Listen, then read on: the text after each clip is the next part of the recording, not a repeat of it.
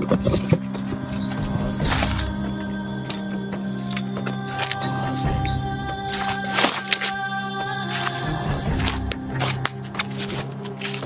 kalaban to.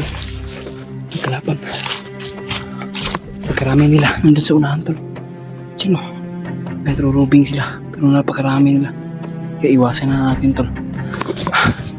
Tago muna tayo. What's up tol? Ay isang mapagpalang umaga sa inyong lahat o good afternoon sa inyong lahat mga tol. Dito tayo ngayon sa bundok tol. Nakaakyat po tayo upang tumulong sa mga kasama. Ay kailangan namin din yung bata na i-rescue namin tol kasi magkapatid daw yun. Kaya kawawa naman.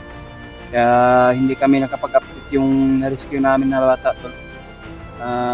Siguro kung maligtas namin yung bata tol, kaya saka na lang namin i-update para malaman nyo naman po tol. Kaya hindi kami naka-update agad mga tol, ay nilipas pa nga namin yung kaarawan sa kanyang anak ni Kuya Buds. Kaya madaling araw po tayo ng mga alas galing tayo sa bayan tol ay mga anong oras na, mga alas 2 AM na tol, mga 2 AM na ako doon lumakad at patungo sa sa dito sa bundok upang tumulong talaga para makatulong din tayo sa mga kasama tol na nangailangan din ng tulong. Nakita ko sa mga video ng mga kasamahan ko, sila Kuya Rimart at sila EJ at Julio at sila Brad Pidot at kasama yun si Brad Marvin, ay kung sakali naman na makita namin tol ay matulungan natin din sila na may rescue din yung pamilya nila. So hindi ko naman alam tol kung saan sila banda ngayon o saan sila na area. At sila Dave, hindi ko pa na-contact tol. Pero may mga video din sila na ina-upload. Iwan ko kung saan sila location ngayon. Ay sana po na makontak natin mamaya tol. Subukan natin mamaya kontakin para magkita kami. Ayan tol. Magandang umaga. Good afternoon sa inyo lahat. Kung mga oras na po na niyo itong video. Sana po na ma-share po niyo itong video mga tol. Panoorin nyo hanggang dulo po yung video natin, ay napakalaking tulong talaga yan sa amin. Kaya yan tol, mega shoutout sa yung lahat no. Lalo na po yung mga solid nating supporters dyan, solid nating taga-subaybay. Si Kuya Buds pala mga tol, tumawag ako sa kanya, tinawagan niya ako tol,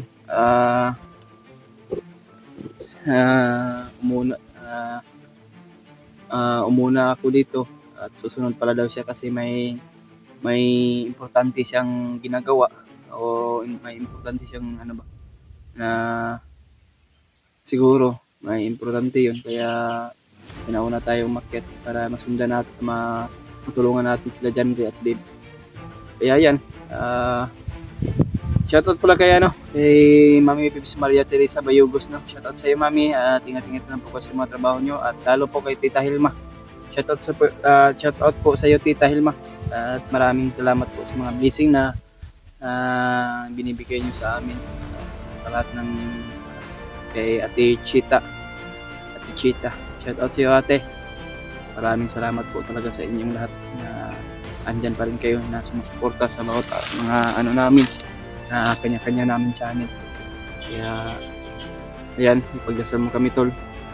Yung tanging hinihiling namin na ipagdasal kami sa bawat paglalakbay namin o sa bawat mission namin.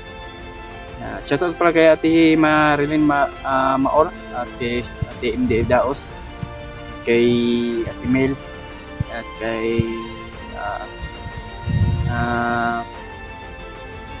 Ate Victoria. Shoutout sa iyo ate, at kay Ate Rosie. Shoutout sa iyo ate. At kay Ate Amy. Shoutout sa iyo Ate Amy. At kay Ate kalimutan ko. Ay kalimutan ko talaga tol sa sobrang niyang dami. Pero sige lang, balang araw shoutout ko kayong lahat. Kasi hindi ko kayo ma-shoutout sa yung lahat tol kasi sobrang dami niyo. Kaya patuloy pa rin tayo sa paglalakbay tol at sa paghahanap sa mga kasama natin. Kaya pinilit ko talaga yung sarili ko tol na kahit may iniinda tayong sakit upang magkatulong tayo. Kaya hindi naman po na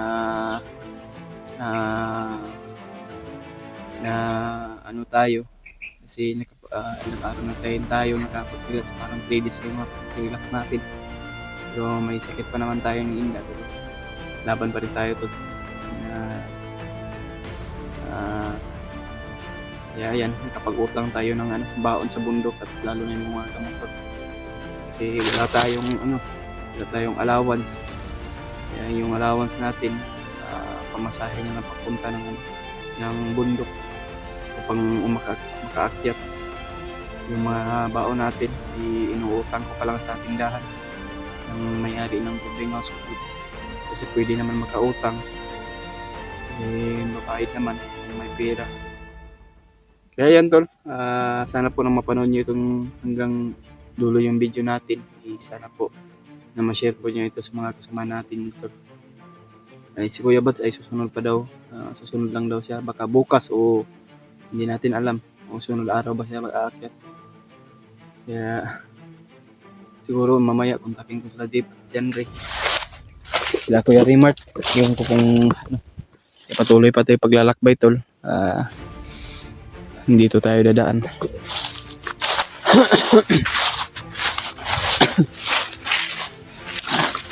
Pagkalaki yung natin sa lakbay, pero sana mahanap natin o makita natin sa dyan din. Saka mayroon naman tayong kasama tol.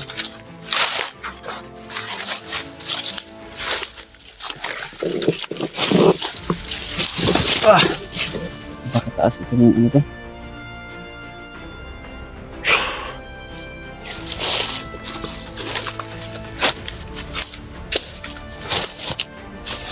Taas yung aakyatin natin, pero sige lang, kagustuhan din natin tol na tumulong. Ito talaga yung natin, layunin na upang tumulong tol. At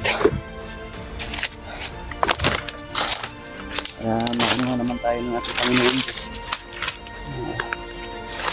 Sabaybayan o provide tol ba. Lagi naman po tayo nagdarasal to bawat sa ating paglalakbay o sa ating mission na hindi tayo pinabayaan ng ating Diyos. Yan lang po ang tangi nating matawag.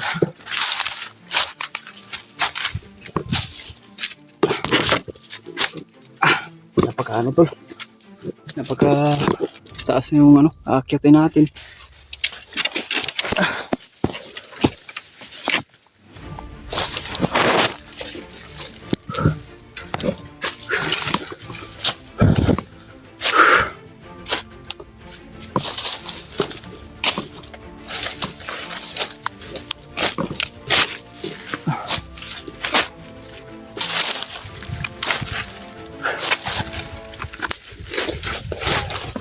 Uy.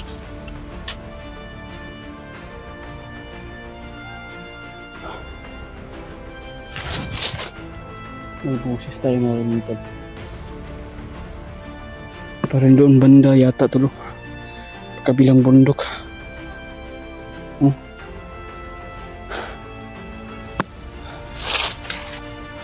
Hindi ko alam sila doon. Hindi ko sila Budjandri at Sian. Subukan daw natin puntahan doon. Sige dyan dito yan.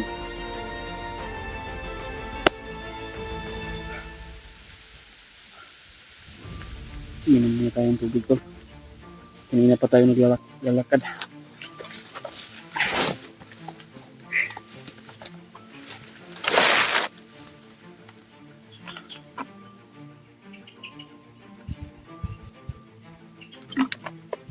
Diyos ko.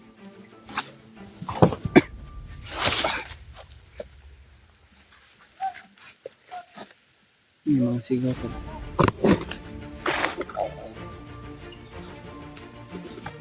Parang dyan banda tol. Sa kabilang ano, bukid na yata siguro yan. Kasi matataas yun ang ano ba. Pero kung puntahan natin, hindi natin na akalain kung sila ba yan.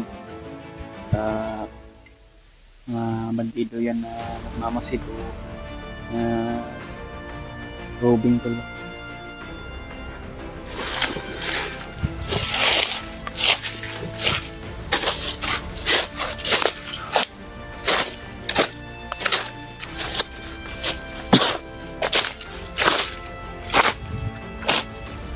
Yung mga ano pala dito, mga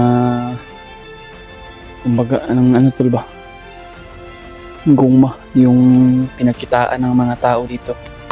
Siguro wala nang mga tao dito sa bundok kasi parang pinag-recruit ng mga commander, kaya naghinto sila na magtrabaho sa bukid upang mamumuhay ng maayos. Pero meron naman sigurong gumugulo dito.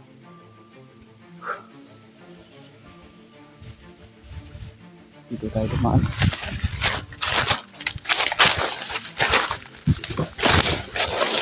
Yung dumaan po parang walang daan dito eh.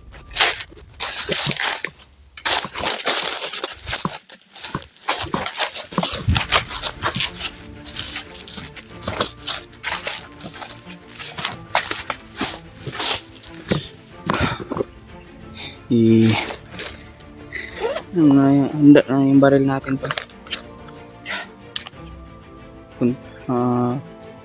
Kunti na yung ano ko, bala. Dalawang magasin na lang tol kasi bili sana ako ng bala. Tapos wala akong pambili tol kasi wala man tayo ano, allowance nga. Pero pambili ng baka naman. Kaya yung ano, may natira pa akong dalawang magasin dahil yung pag ano namin, pag baba namin La Kuya Bats ay nakaagaw din tayo ng ano, yung magasin. Kaya tinipik na lang, titipirin ko na lang siguro tol. Kaya hindi na siguro ako magpaputok, kaya orasyon ang gamit natin sa Tagulilong. Pero kung ano natin tol, palagi natin gagamitin at orasyon at Tagulilong yung gamitin natin, manghihina yung ano natin, yung katawan, dahil hindi pa tayo nabasbasan ni Lolo Ambo. Kailangan natin makaano tol, kung sakali man na magkaisa kaming lahat at magkasama kami na aakyat ulit, mabasbasan naman tayo ng ating gabay, yung Lolo Ambo natin, kasi wala tayong pang-alay tol eh. Kung sakali man na mayroon tayo pang-alay, mabasbasan tayo at malagdagan yung ano natin, pangyarihan tol, para lumalakas yung ano natin, bumalik yung ano natin tol, yung kapangyarihan.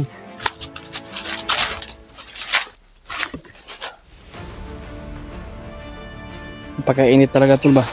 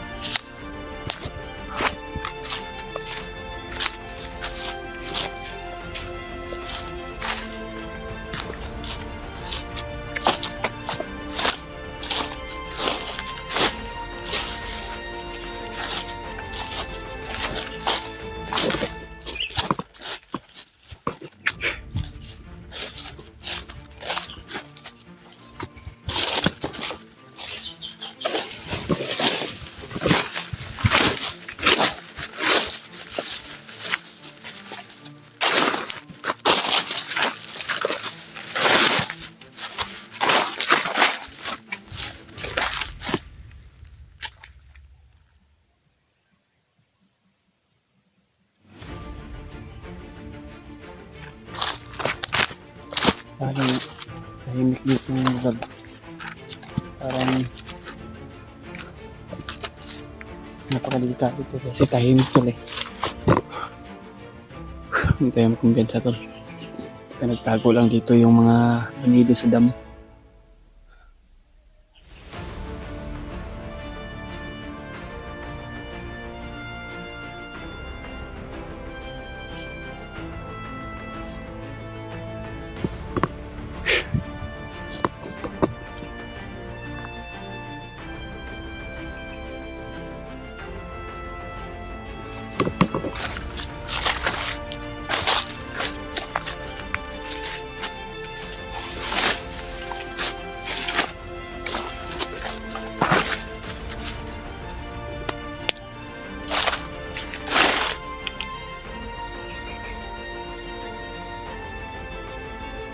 Parang may kasiyahan doon tulot sa unahan.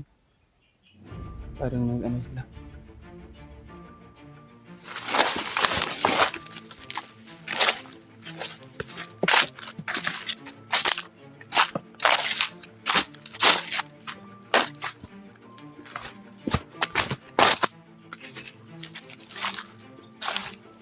Parang tahimik dito yung area na ito.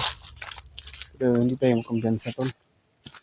Marami sila dito o nagtatago lang sa damo. Kasi maano man natin. Maano natin sa ating ano to. Dito yung mga minute yung ano natin. Mga aura natin sa ating katawan na yung mga ano natin, lima to.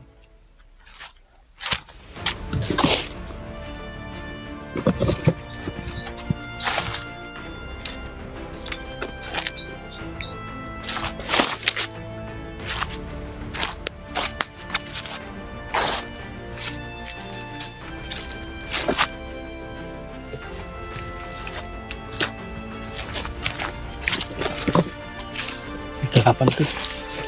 Kalaban. Pagkarami nila nandun sa unahan tol. Diyan mo. Nagro-rubing sila. Pero napakarami nila. Kaya iwasan na natin tol. Tago muna tayo.